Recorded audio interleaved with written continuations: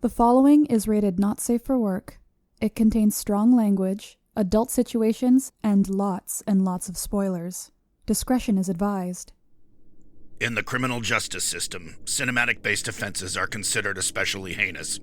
The dedicated attorneys who investigate these villainous films are members of an elite squad known as the Reels of Justice. These are their stories.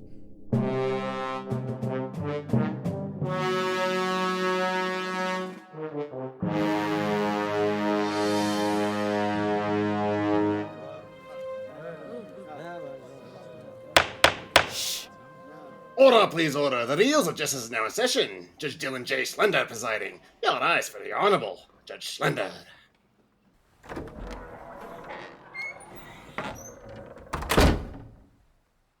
Be seated. Welcome to the Reels of Justice. Today we are hearing the case of the people versus A Nightmare on Elm Street 2, Freddy's Revenge. This slasher horror movie is the sequel to A Nightmare on Elm Street and shows us the story of a teenage boy that is slowly being taken over by Freddy Krueger with deadly results. For those of you unfamiliar with our court proceedings, is that from TV Guide?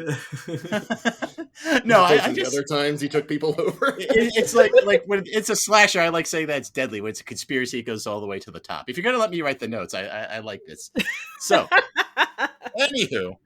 For those of you unfamiliar with our court proceedings, welcome, and we are here to determine if this film is guilty of being a bad movie.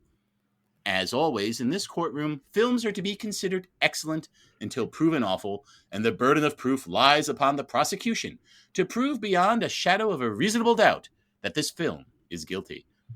Mr. Big Ben Haslar, you are representing the prosecution. You may present your opening statement. 1, 2, stop pills for you. 3, 4, just forget the lore. 5, 6, party popper dicks. 7, 8, barbarians at the gate. Yes! 9, 10, bird blows up, what then? 11, 12, closets for yourselves. 13, 14, better shelter your teen. 15, 16. All right, yeah, I guess there's a reason they stop at 10 in the movies. 16! This is a movie that creator Wes Craven did not want to happen. In fact, the ending of the original Nightmare was one that Wes Craven didn't want, but was forced upon him to leave the door open for more sequels. So the very idea of this film makes even the first Nightmare worse. It's a movie that doesn't have the original cast, save for Robert Englund, who they even tried to recast, but they realized was a mistake. It's missing all that original umami and just doing something else. And we judge intentionality in this courtroom. So to make these choices, yet still call it a sequel, doesn't make sense. And here's the thing, you guys. You don't have to make a sequel. You don't. If you want to dive into the world and make it richer, and that's the way to do it. But if you don't want to do that, you should not make one. By taking the easy path of, oh, hey, it's popular, let's just fart out another one to make more money, it always leads to an inferior product and a waste of audiences' times. You need to put in that same love and attention that went into the first. Heck, you might even have to put in more love and attention in, because now you're playing within a set of established rules in a tone that people already care about. This film was a mistake and promptly forgotten as they realized their mistake and brought back Nancy back for Dream Warriors. All right. Thank you, Mr. Haslar. Appearing on behalf of the defense is Miss Triv. Please present your opening statement. Your Honor, distinguished jury, might I say you're looking amazing today. Ooh, I like her. I was excluded. I hate her. Robe. Also, Judge, looking sharp with that robe. It complements your eyes nicely. And the finger knives also. Classy as hell. Ow! Sucks to pick your nose, though. I can bet. I am but a simple horror fan, standing before my well-informed and incredibly coiffed peers, defending a movie that has been unjustly tossed into the bad movie pile. I urge you to ask yourselves what defines a bad movie of the slasher genre. Is it bad if it lacks the reiteration of the same basic killer taking out teenage tropes over and over? Is it bad if it does something that breaks boundaries, still connected to the original idea, but grown in a way that doesn't follow the regular path? Maybe starring a different kind of scream queen. Does a fancy bedroom dance change a movie's status? Is it easier to do something completely outside the realm of what's been done previously, especially on such a popular piece of media? These are all questions that I'm going to try to answer today. All right. Thank you, Miss Triv. Mr. Haslar, you may proceed with your first exhibit. Thank you, Your Honor. There's a scene in this film, and this is the entirety of the scene.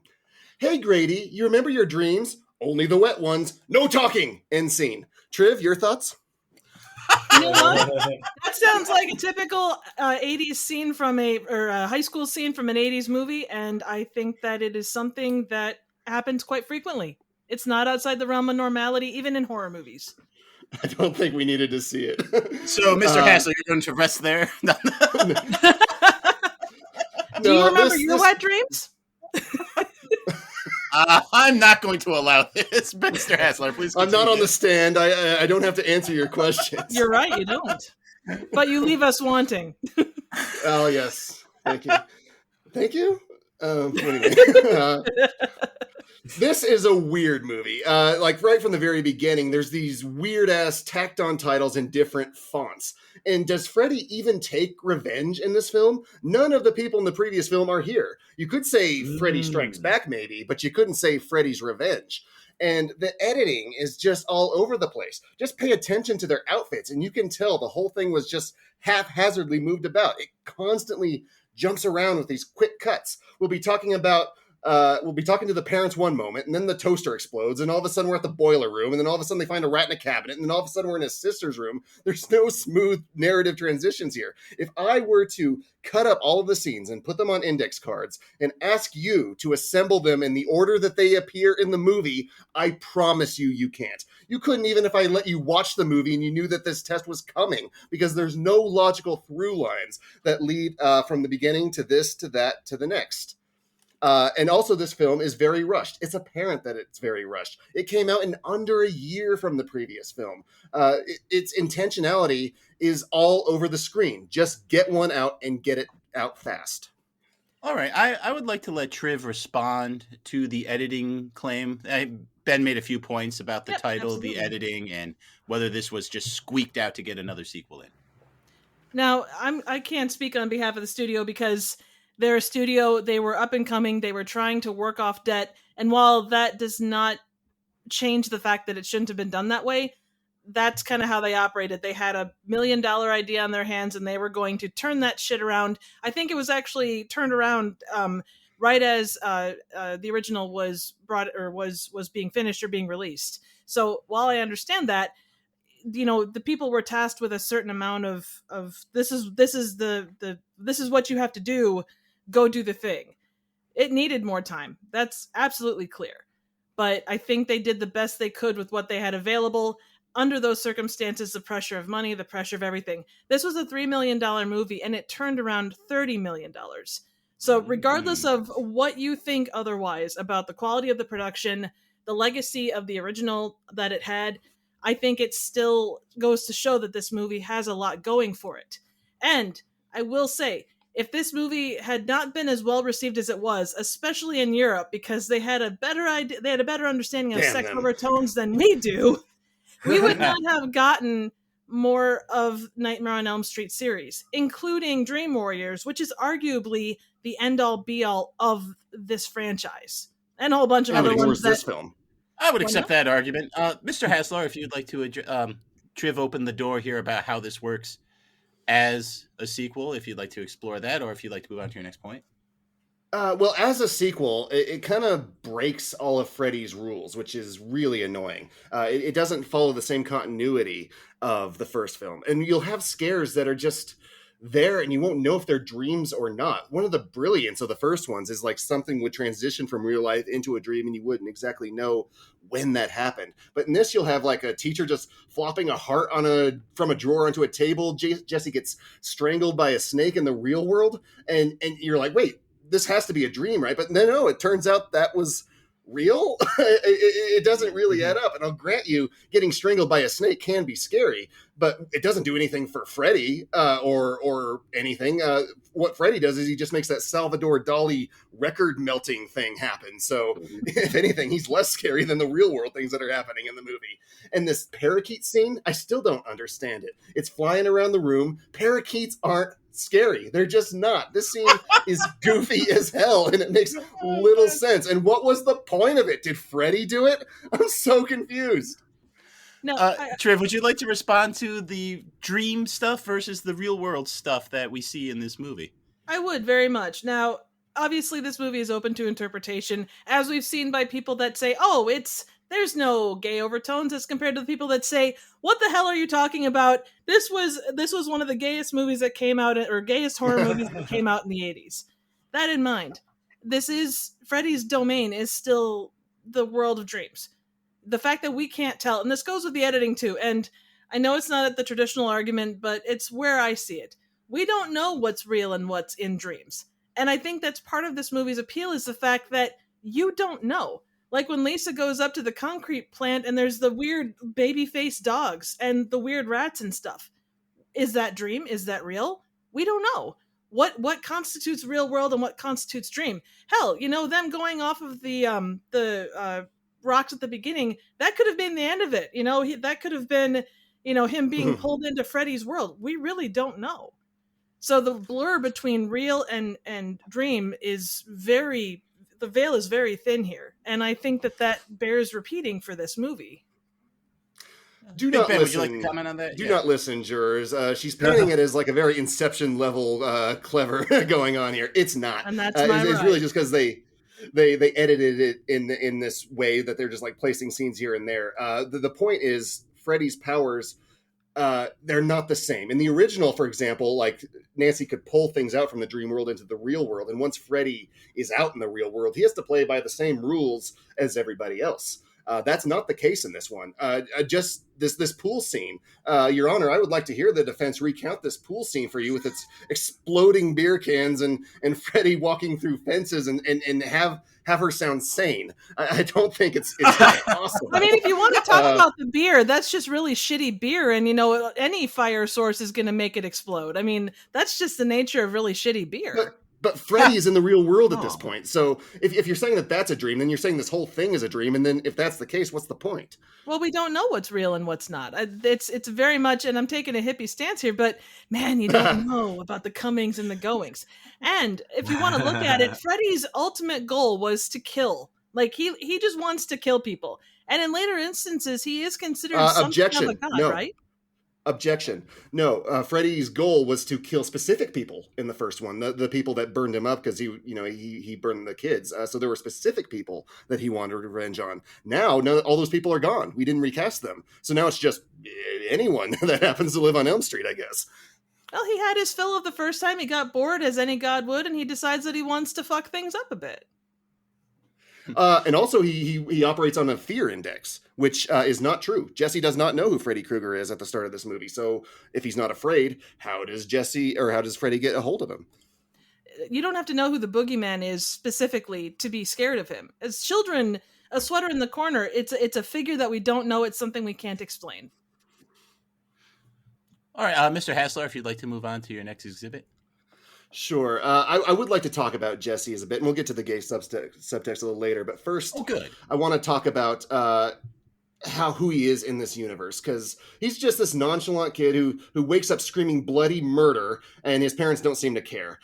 So I don't know where he is in this world. Up until Freddy says he wants to take over Jesse's body, and that's like sort of at the 20-minute mark. I don't even know what I'm supposed to care about in this film. It certainly isn't that baseball game where they're pulling people down and mooning, pulling people's pants down and mooning everyone. And Freddy comes to Jesse, even though Jesse has no idea who Freddy is and thus no fear of Freddy. Why does Freddy want him? Why not anybody else? Because again, he has a path into the real world that's been established in the first film. Nancy pulls him out.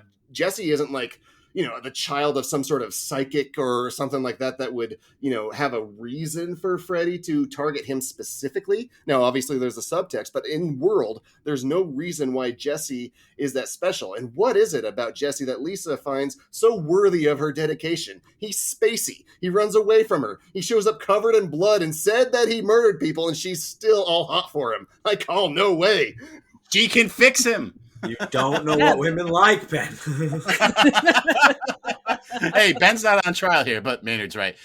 Triv, can you respond to these allegations about the main character? What does make him special in universe here, or is it all the subtext? I think that subtext plays in, but I would also say that living in the house definitely makes a difference. The fact that the house, if his essence was taken out, he takes over the house. Yeah. The same way that the Conjuring house kind of has it. Objection. No, it's the street. The house was just one of many. It was the one Nancy, the previous protagonist, happened to live in, but he was also haunting her boyfriend across the street. So the house specifically has no real merit. Well, that's where the glove was found, both with Nancy and with Jesse. And I'm sure that there's something to be said for that being found there. The fact that the house is hot from the moment that they move in. The fact that there has not been energy in that house for 5 years and that, new people move in. That was the center of activity. Even if it affected the entire street, that house became the center of everything. No? Okay, well, that's a good point for the jury to chew on. Ben, I'll let you continue. Do you want me to discuss the Jesse anymore, or? Yeah. Oh, I mean, if you'd like to, I'm sorry, but no. There's a subtext which I'll bring up next if you'd like to continue on. No, I think that's why he was chosen, was because of that. Yeah. I mean, it's any ordinary kid that gets pulled into something like this. That's kind of it's a classic story in that respect. Whether it's well done or not, across the board, it is a traditional trope. So yeah, I saved the elephant in the room for last, and that is the gay subtext for this film. And I think it's great that the gay community has kind of adopted this film in a way, because they would see this film and they'd see someone who's like sort of fighting something within themselves, especially if people around them say it's not something they're supposed to be feeling, and sort of identify. But if you look at the script, that is not in the script. What the script says is, yes, something is coming over Jesse and he has to fight it. Freddy is evil. And what saves Jesse essentially at the end is the love of a good woman. So I don't see this as a positive message. Now you can look at all the other stuff like the S&M bar that the coach is going towards and how he takes balls to the face. It's all very funny, if you're sort of aware of that. Right. But for the longest time, the writer has claimed that there was no gay subtext in this film, and anything that you perceived was just because of the actor, because of the actor playing Jesse. But that's not true. That's clearly not true with today's eyes. So this is a writer who's trying to have it both ways, and now that it's a little bit more acceptable, he's like, okay, yeah, that's what I meant this whole time. But it isn't. Look at the script. Look at the story. It's homophobic. This is a bad thing taking over Jesse, and it's the love of Lisa, a woman, that makes everything okay again. And on that, the prosecution will rest. All right, Triv, we're gonna kick it over to you, but the elephant in the room, as we already had one, has been played. Yeah. So if you'd like to comment on the gay subtext, and is this actually homophobic, as Ben is claiming, a bold claim? I'm very interested to hear your thoughts. Well, I'm sorry, I was just trying to find here, because it was denied that it was a there was homosexual undertones to the movie, and people walked away saying multiple things. I do think, it came out in one of the documentaries. I do think that they finally admitted that there was subtext. And talking to Robert Englund throughout, they talked about the fact that they did all these things to push the limits and to kind of give those aspects. So I do think that comes to mind. If it was a homophobic movie, though, I don't know that it was intentional, because they hired Mark Patton knowing that he was gay. And why would you do a gay movie in that time and place under very homophobic? Sorry. Go ahead. Objection. I don't believe that that's true, if I may. One of the documentaries that you're referring to, I did watch in preparation for this case. It's Scream Queen, My Nightmare on Elm Street. Yeah. I mean, you can interpret it and the jury can interpret it, but what I heard from that documentary is he was trying to play straight at the time. You know, this was in the middle of the 80s, during the AIDS epidemic. It was not a good thing to be a gay man in Hollywood at this point in time. And Mark Patton had said that this movie had almost essentially outed him and forced him out of Hollywood. Also, he says there was, the AIDS epidemic, which unfortunately he did catch. But he was trying to be a straight man, a straight leading man at this point in time. So he was in the closet, at the time. Was, is what yeah. we're saying. Yes. Okay. That should clear up for the court. Thank you. All right. Well, that's an interesting objection. And in this documentary you referred to, Scream Queen, that's the one Mark Patton did himself, right? Well, that Yes. was the one he did himself, Yes. and then there was another one called Okay. Never Sleep Again. The thing is that I've seen over the course of reviews and everything else is the fact that the stories have changed mostly on the director's side, but there has been some back and forth on both sides. Multiple stories of he said, she said, the whole 9 yards. My heart goes out to him because of all the stuff that he's gone through, but I don't, if it was homophobic, I don't think it was meant to be in that respect. And I don't know. If a movie's intention is one way, but it helps people in another way over the course of time, I think that does allow for some merit. Yeah. We'll let the jury decide that for sure. If you'd like to, What do you, if you'd like to think? if you'd like to present, if you'd like to present another exhibit in defense of the film, Triv. One of the things that comes up with this movie, or with the Nightmare on Elm Street series generally, is the fact that Freddy, over the course of the movies, becomes more and more goofy. At one point, he rides a broomstick and he talks about, "I will get you, my pretties." Mm-hmm. One of the things that you can say about this movie is the fact that Freddy's tone is dark. He's darkly shot. His look is more dark. It's more burnt than the original. It does set a precedent that is not seen in the other Nightmare movies. And I think that does need to be taken into account. For whatever you think about the breaking of rules, if that exists, that does need to be considered. He does become the thing that a lot of horror fans really wanted in that character. Also, going back to the idea that Freddy doesn't take revenge, he does dole out punishments based on people, like the towel whipping with the gym teacher. He takes it out on Jesse's gym teacher because of the way that the gym teacher goes after Jesse. And I think that, that is something to take into account as well. And that in mind, with the gym teacher, again, who doesn't enjoy getting a bunch of balls to your face? Ryan Luis Rodriguez is not on trial here. Yeah, Big Ben, if you'd like to comment on, if we look at Freddy in a vacuum in this movie, is he effective? You say, yeah, he's darker and scarier, but he also drives a bus onto a pillar in the middle of nowhere and it's getting struck by lightning. I don't really think that this is very serious. Doesn't that increase his fear? Doesn't that increase the fear quotient, though? That drives those kids to insane amounts of fear, I would imagine.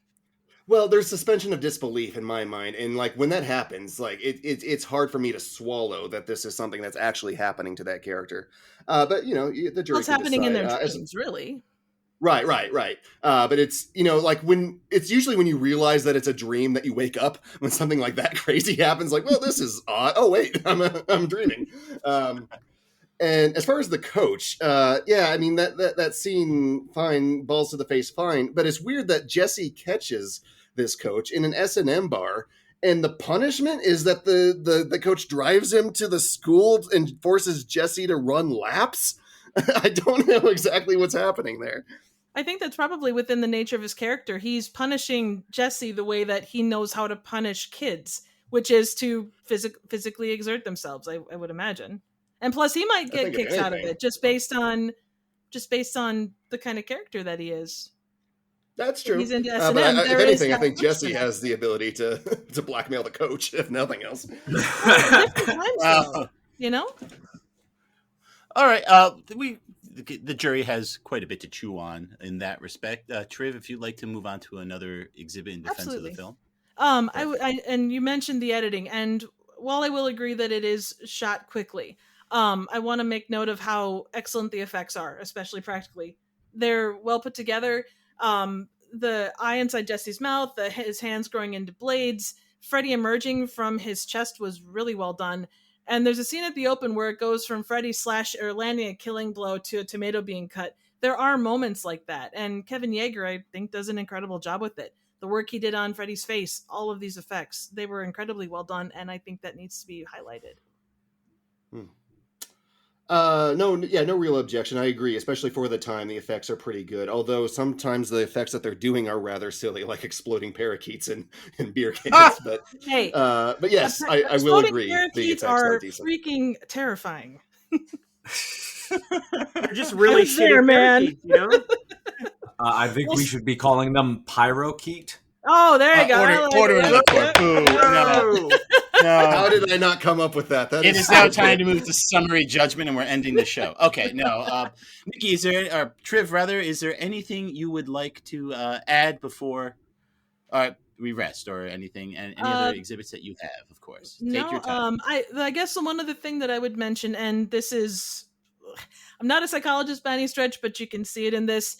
You look at any any male figure in Jesse's life, his dad is always on his ass about weird things. The gym teacher is on his ass in weird ways. The school teacher, the science teacher is on his ass. All these male authority figures are, all over him in strange ways. He finds someone in Grady that is a friend, and, they bullshit each other, but they're still able to have that friendship.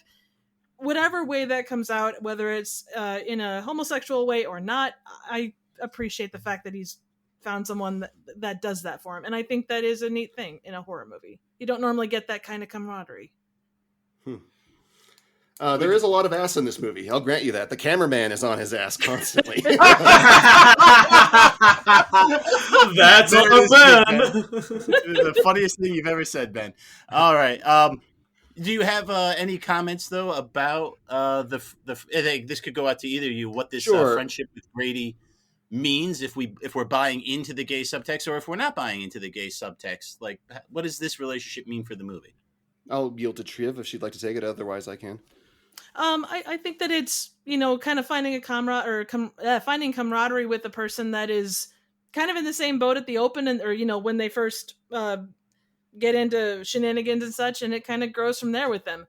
And the fact that Grady is taken out in front of him, and he kind of, however it goes down, accidentally kills Grady, that kind of pushes Freddy to be able to take him over, and left him vulnerable, and leaves him by himself. Mm-hmm. So, all right. I kind of agree, but my problem with Grady is, for one thing, they're kind of introducing him as being antagonistic. Like, they're fighting at the beginning of this, and then, the very next scene, they're friends. There's no real progression there. And then in the last scene, there's that kind of subtext of oh, he's actually into Grady, and that's just kind of something for us who know to sort of chuckle at, because it's handled in a way that's a little campy, and I don't think the way they intended. Plus, that scene where he dies is just so odd, because the dad's open this door while Grady's on the other side literally screaming for help. I don't open the door. What do you mean? What are you talking about? He can't really. One other thing on that, and I think, and again, I'm not a guy, so I can only judge by what I have seen in 80s movies, because clearly that is the best definition. Oh, that's a good judge. That's good. Absolutely. That's but we haven't evolved since then. That's okay. But I do think you get the guys strutting around kind of like a peacock, and then they kind of, give each other shit and find out that, they've got some stuff in common, and, they be friends or whatever. They face adversity together, and then, it kind of goes from there. Okay. Triv, any final points you'd like to make before resting? The one thing that Ben has constantly brought up is the fact that this movie is quite campy. And I think for whatever the first one was, I do think that it has quite an element of camp. And this one plays into that as well. I mean, the exploding parakeets, for whatever you want to call them, that is an incredibly campy scene. There is campy stuff all over this. And I do think that was something that was maybe meant. Of the classic slashers, this was always the one. Freddy, by his very nature, has some camp to him, even in the first one. So I think that's for as dark as he goes in this, there is camp. So. Okay. And would you like to rest there? I will rest there. All right. Both sides have rested their cases. The attorneys will now present their closing arguments. Mr. Haslar, you may begin. Okay, I think I got it now. 15, 16, the flaws you've seen. 17, 18, better get real mean. 19, 20, the mistakes are plenty. 21, 22, the guilty verdict is due. 23, 24, go through that deliberation door. 25, 26, pick up your voting sticks, also known as pencils. 27, 28, and vote we hate. You better cut me off, Judge, right now, because I'm on a roll. Okay. We appreciate I want to that. see where this is going. I would just like to say that we're going to have to stitch this together for the Realsy nomination for a combined opening and closing. It's going to be That is spoken word poetry, okay? It is not a song. We'll let the jury decide that. Thank you, Mr. Haslar.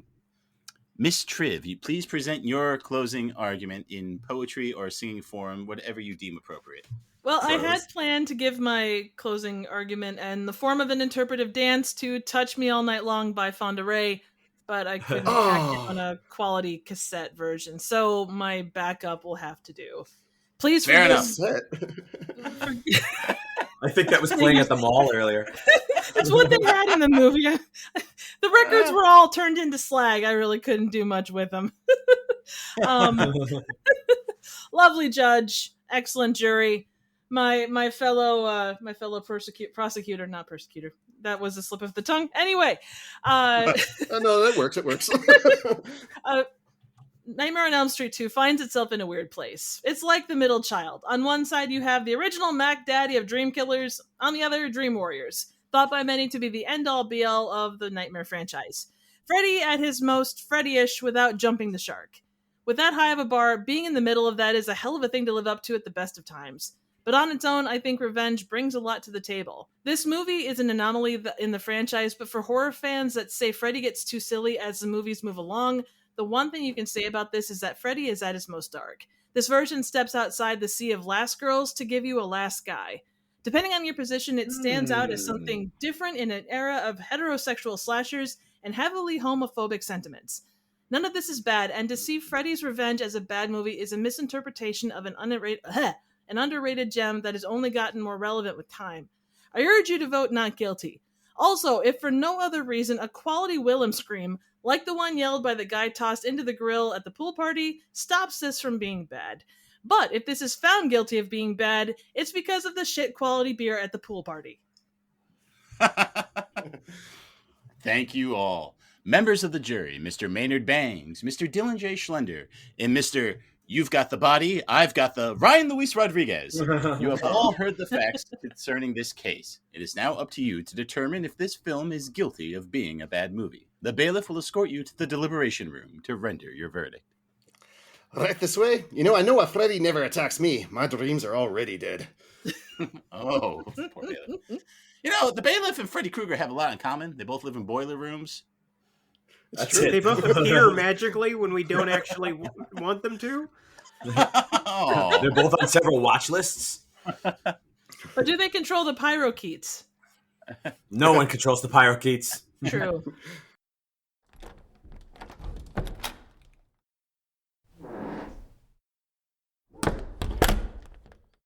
Okay.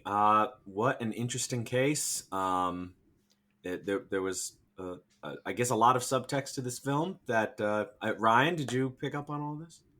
I did in my most recent viewing, but when I first saw all these movies together, I just thought it was kind of weird because I wasn't, hip to it. But now I see it, and I actually appreciate that element of it. Do you think that's what's picked up in here is intentionally in the film? I do, but I also I agree with Ben that it is intended to be homophobic. But because of the casting of an actual gay man as the lead, it ends up becoming kind of a camp classic. And in a way, it's reclaimed as homoerotic instead of homophobic. Schlenzo, what say you? I've got to say that I also think, based on the timeline of events and the fact that Mark Patton was in the closet at the time, was very uncomfortable with several elements of of this movie.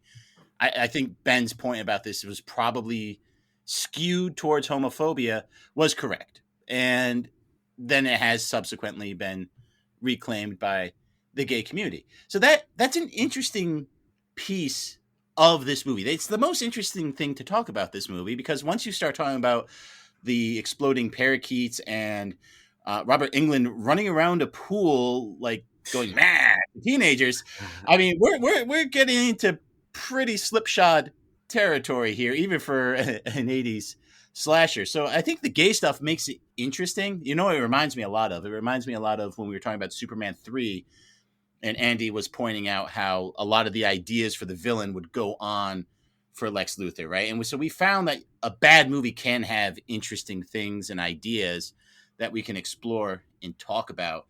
And based on the case today, that's kind of the direction I'm leaning in, because there are a lot of deficiencies in this I just movie. wanted to just still talk about that subtext there for a second, but then we'll switch. Well, yeah, go for it. I will also say that Mark Patton's anguish as Jesse seems genuine. Like, he seems to be acting his ass off in this movie, but at the same time, he's channeling pain. He's channeling something that he's clearly uncomfortable with. I feel like he's only in one gear, though. Like, the whole movie, it gets a little exhausting, you know? But that's fair. Now, I think I watched this in high school when I watched all of them, and none of that stood out to me. I think if it's there, it's very subtle, and I think you have to have a lot.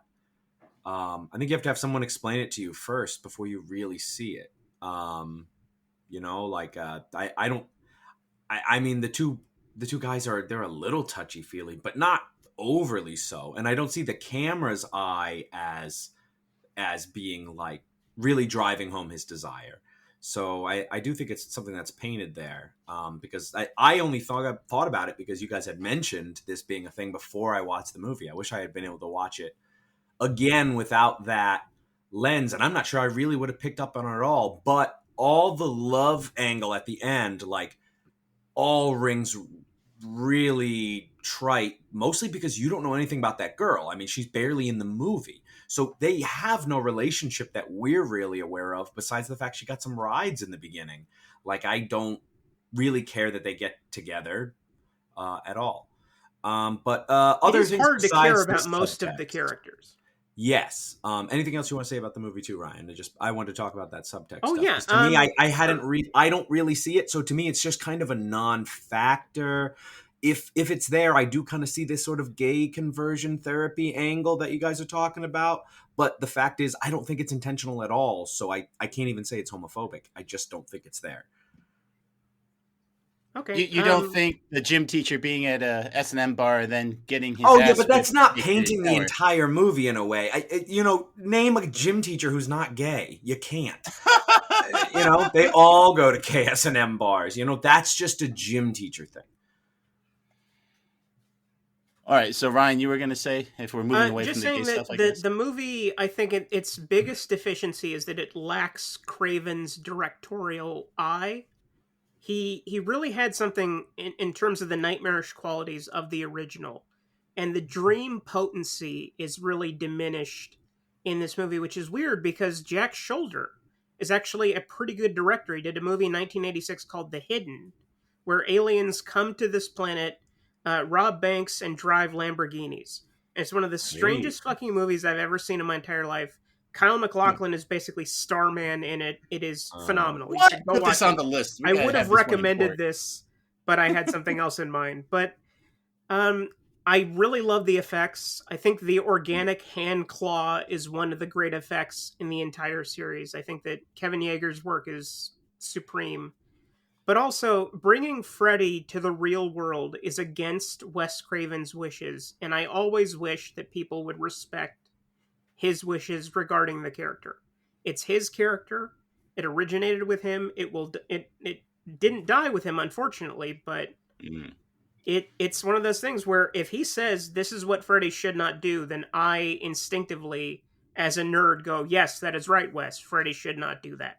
And that's how I feel about him being in the real world.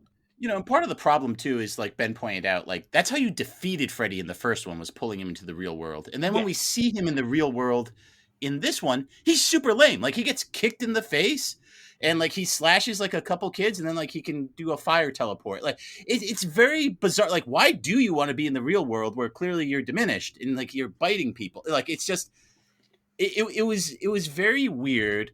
I haven't seen the first one in a long time. I tried to watch this one like in a vacuum, so I actually do appreciate Nikki's point about him being a darker, kind of more serious Freddy, because he does get kind of off the rails in the other ones, and the way he is shot. So I do appreciate that, but it's just not a lot of the movie. And I just like, I mean, the parakeet scene is longer than almost any scene with Freddy in it. Think about that. So I have no problem locking in guilty today, despite the fact that there's some very interesting conversations to have. This just kind of falls under like that Superman 3 rubric with me. So I'm locking in. Ryan? I was surprised because I remember really hating this movie and then being kind of won over by it a little bit. I mean, it's a gentleman's 5, so it's straight down the middle. But I think that there is enough meat on that bone to get it to not guilty. So I want to make it interesting for Rob and say not guilty. I think a gentleman's 5's about right, but that you give it a push. I always tilt the other way, but yeah, that's probably about. That's the difference between you and me, Dylan. It's so true. I would like to sort of lean on the optimistic side of it. Visually, I really like this movie. I think it looks really good the whole time. It's just got that like nice 80s horror movie look, especially all the dark shadow and all the practical effects stuff. All of that is so good. No mistaking the genre at all. Yeah. The betrayal of Freddy, that I think that's the kind of thing that could ever prevent this from being good. But is it enough to sink it all the way to bad? I mean, the lead performance is strong, although I don't think that many of the supporting performances were all that good. But Jesse's good. If he's a little one note though. I guess the question is, would I ever really watch this again? Like, I feel like I only would if it was in the series, but that's not too bad, huh? I think it gets out for me. I think 5 is fair, and I also kind of want to lean towards optimistic. So I think I would go not guilty. You think you would, or you're going to? I'm gonna go not guilty. I think it's very close, but I think it's a middling movie. Yeah, I think it's mediocre, but not bad. So I'm going not guilty. So we're gonna tell that handsome judge. Well, is the foreman always the one who says it? Why can't someone else say it once? Absolutely. Fine, we'll tell that handsome judge. Thank you.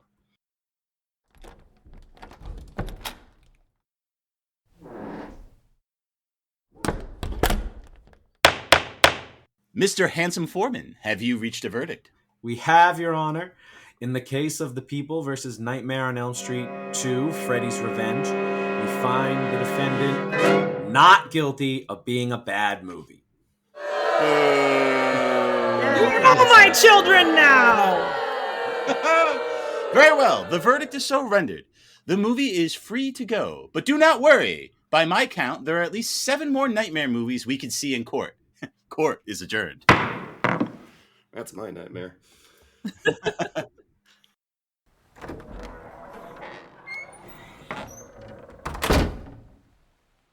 This is Grumbly Grumblerson reporting to you live from outside the Reels of Justice. Ben Haslar, you big bully. Why do you hate fun? And would you care to share your thoughts on the jury's verdict?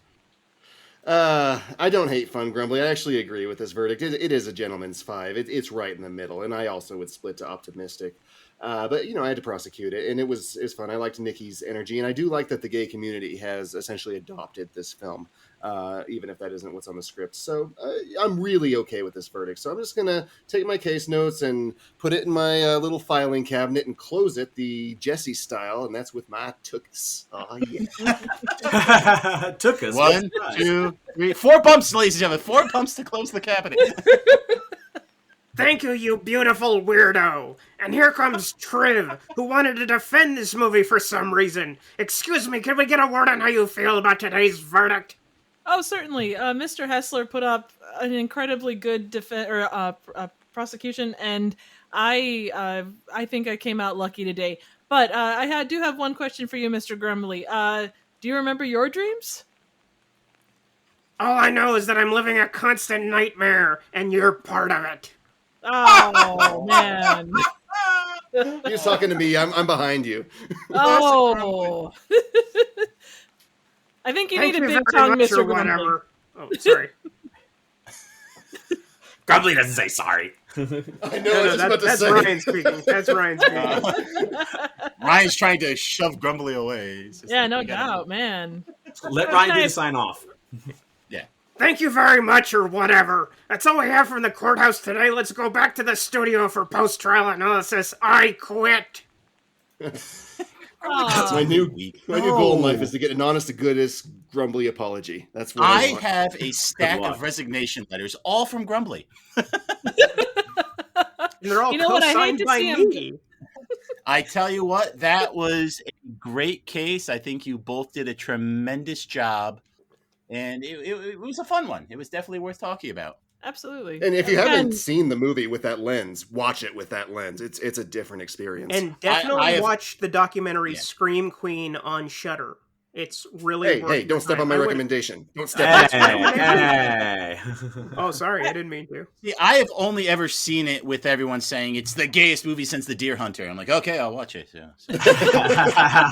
I mean, once someone told me, and I was thinking about it, but I had to put that lens over it because, I mean, play fighting is one thing. He does moon him quite a bit, but I think if no one here has been a high school boy, people, everyone pulls your pants down all the time. Happens a lot.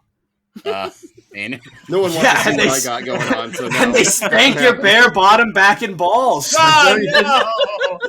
I want to hear about what Triv is doing. I want to hear more about bare back, bottom, and balls. I know you do. That's why we're moving. Let's put it to a vote. Okay, seriously though, do you have any idea how few movies actually do full male ass? Like, that doesn't happen very often. It's a nice change. I do feel bad because I remember watching, like, I watched Scream Queen, but I honestly, like, my brain was so caught up on everything else I was looking at. It's like, oh God, what was said? Son of a biscuit. So yeah, I apologize for not having that part clear. But yeah, no, it was a fun time all around. Ben, you got this so good. You do a great job. Oh no, you too. I appreciate you that, too. but... All right, shut this love fest down. So Triv, what do you do when you're not prosecuting and defending movies? Well, over on my channel on YouTube, I'm at Trivial Theater. That's where the Triv comes from. I do random, obscure, and straight up bad movies. Ryan has been on a couple of times to both discuss movies as well as do retrospectives on various MST3K ventures.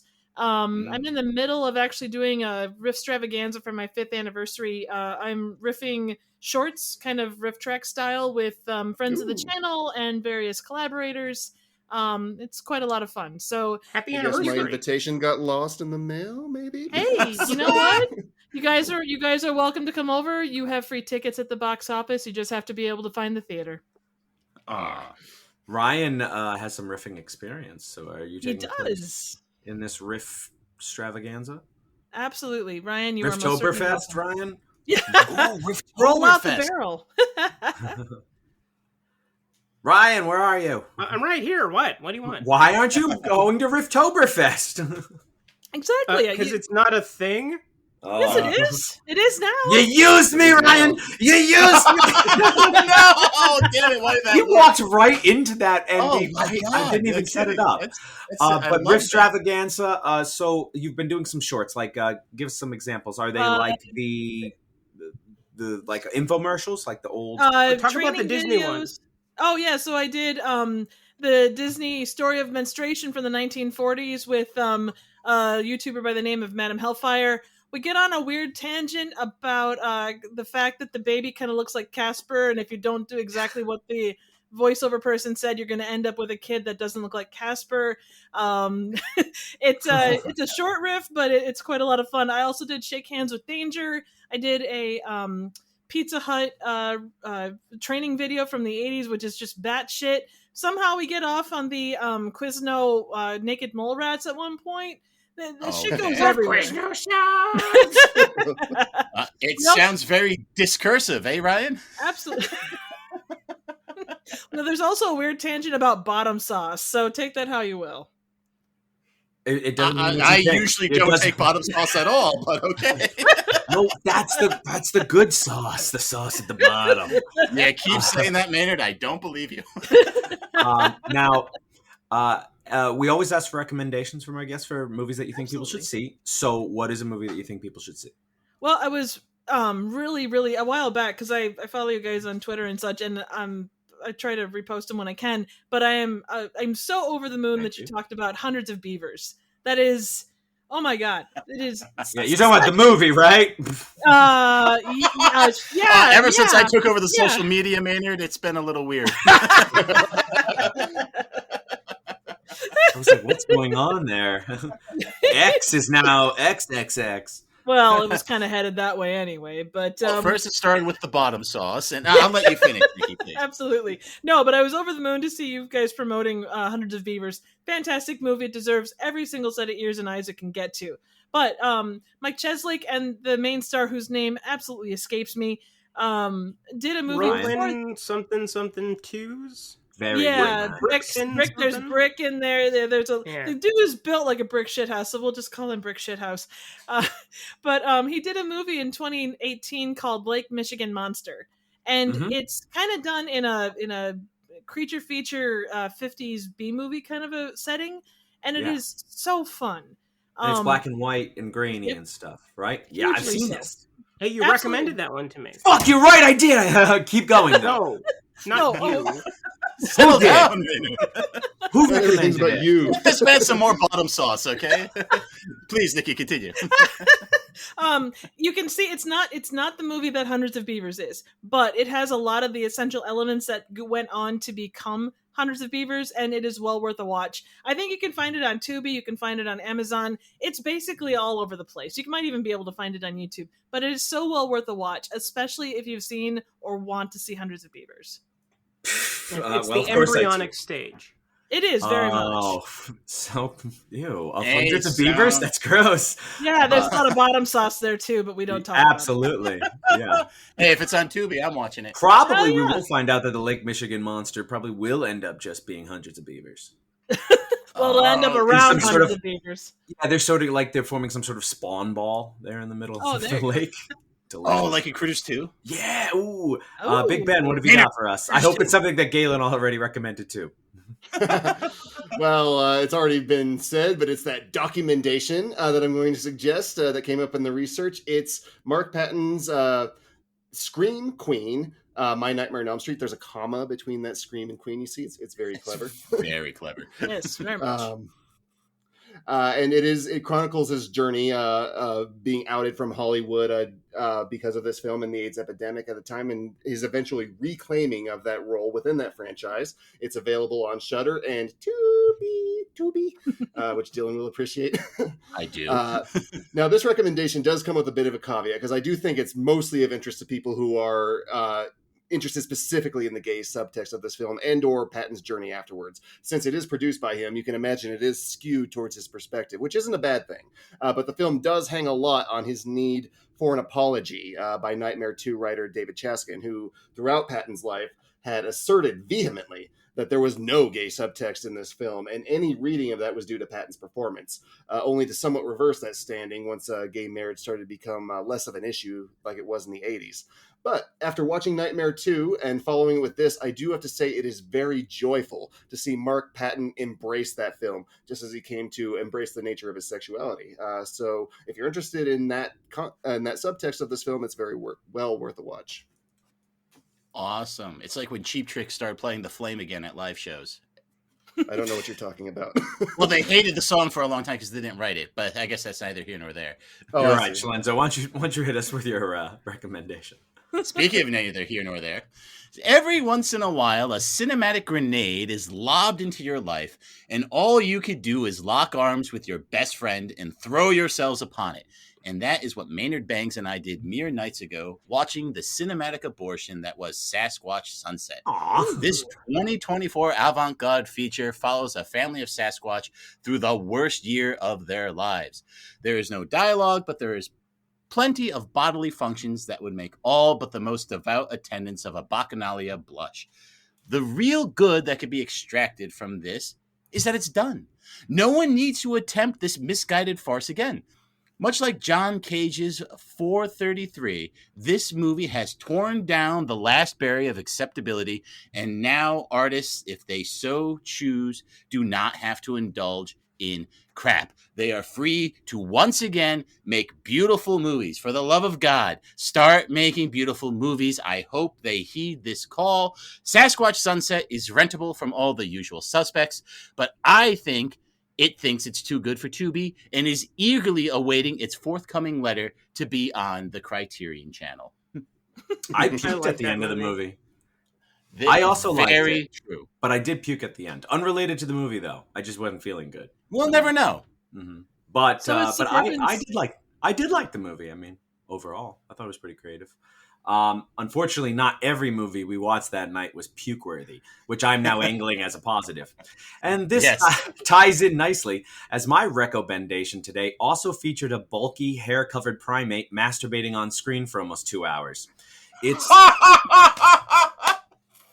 The Exorcism from 2024, starring the living legend himself, Russell Crowe, my spirit animal. It's about a major Hollywood studios production of an Exorcist movie. But get this, the star is actually possessed. Dun dun dun! And he's going to need the help of the whole cast and crew, especially his Nepo baby daughter, if he's going to defeat his demons. Literally. Now, I know what you're thinking. Russell Crowe made another exorcism movie? Did he forget the first one? But actually, this one was in production first, as filming mostly took place in 2019, whereas The Pope's Exorcist didn't begin shooting until 2022.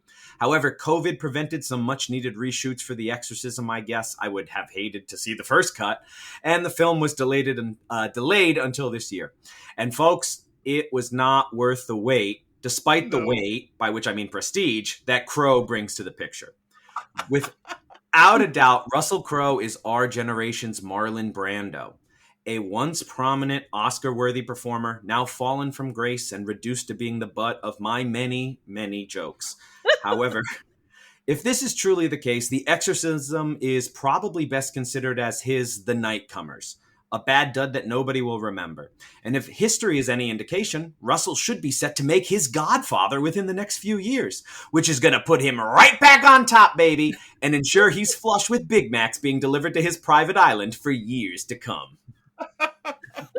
You know, I love that Russell Crowe is fat and only doing Hackers. I hope it's a golden age that never ends.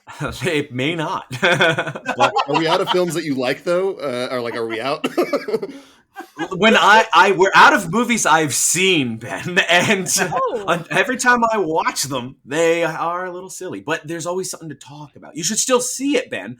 We're supposed to recommend movies I think you should see. I want to see this so you know that what I'm saying is true. And if you want a good movie, well, that's why we have Ryan to send us on home. Uh-oh. You're not going to like this one. It's not a masturbating Sasquatch movie starring Russell Crowe. No, it's not.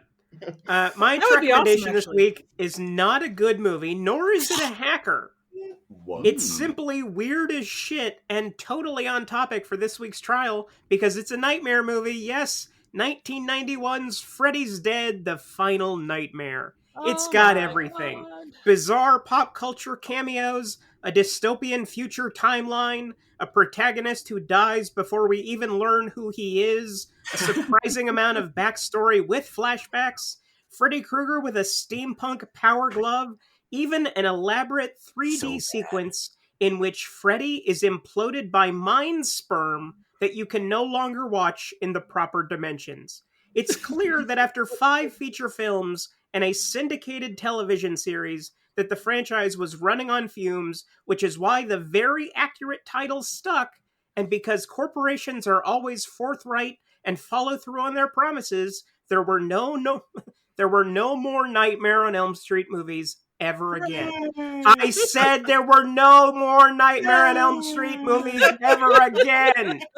Freddy's Dead: The Final Nightmare isn't streaming anywhere for free, probably due to lack of demand, but you can rent or purchase it on the service of your choice. Nikki used to like movies, right? I'm not alone. Oh, yeah. No, absolutely. It takes more than that. I have sat through Suburban Sasquatch, which I'm assuming is probably a precursor to Sasquatch Sunset. Not at all, no.